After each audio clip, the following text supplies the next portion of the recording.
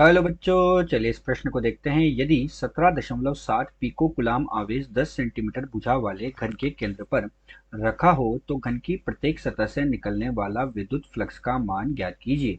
तो बच्चों, यहाँ प्रश्न में हमारे पास एक घन है और उस घन की सतह पर 17.7 पिको कुलाम का कोई आवेश रखा गया है। तो घन की जो प्रत्येक सतह है उससे निकलने वाले हमें विद्युत फ्लक्स का मान यहाँ पर ज्ञात करना है।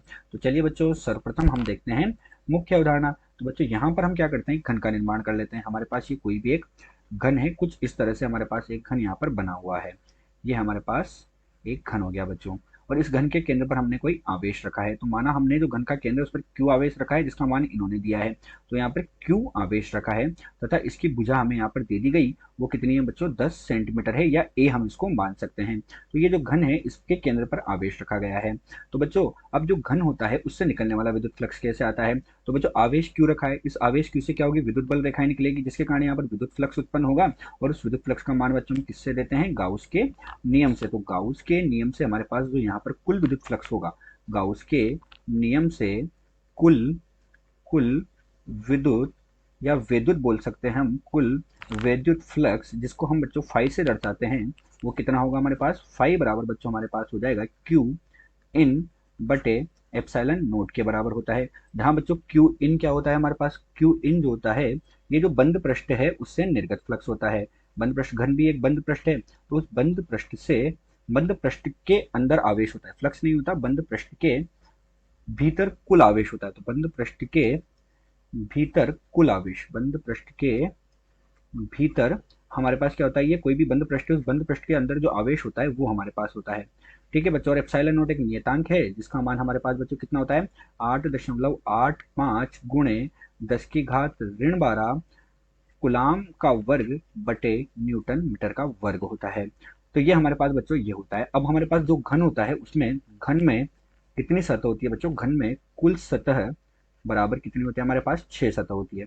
तो घन में 6 सतह होती है, तो एक सतह से फ्लक्स कितना होगा बच्चों, एक सतह से हमसे क्या पूछा गया, प्रत्येक सतह से। तो एक सतह से हम देख लेते हैं कि घन की प्रत्येक सतह से नहीं है, तो एक सतह से फ्लक्स, एक सतह से निर्गत फ्लक्स। तो एक सतह से जो फ्लक्स निकलेगा बच्चों उसको हम किससे दर्शा देते हैं, 5 डेज से दर्शा देते हैं। ये 5 डेज हो गया। तो बच्चों ये किसके बराबर होगा, कुल 6 सतह है और एक सतह से निकलेगा, तो 5/6 कुल फ्लक्स का 1/6 भाग होगा।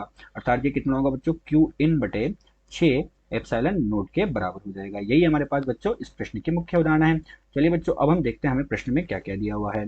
तो बच्चों, प्रश्न में हमें आवेश का मान दिया गया है। आवेश का मान कितना दिया गया है बच्चों, तो आवेश क्यू का मान हमें दिया गया है यहाँ पर 17.7 पिको कुलाम।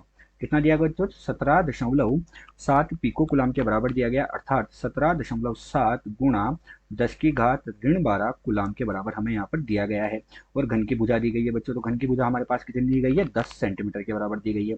ए बराबर हमारे पास 10 सेंटीमीटर दी गई है, अर्थात 10 गुणे 10⁻2 मीटर के बराबर, अर्थात 10⁻1 मीटर के बराबर दी गई है।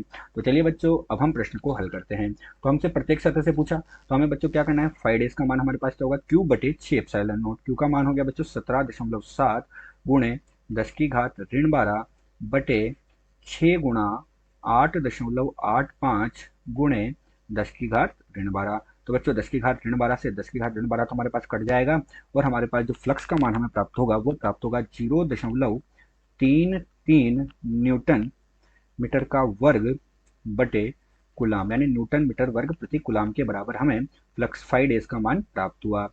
अतः घन की जो प्रत्येक सतह है उससे निकलने वाला फ्लक्स कितना है, 0.33 न्यूटन मीटर का वर्ग प्रति कुलाम के बराबर प्राप्त हुआ।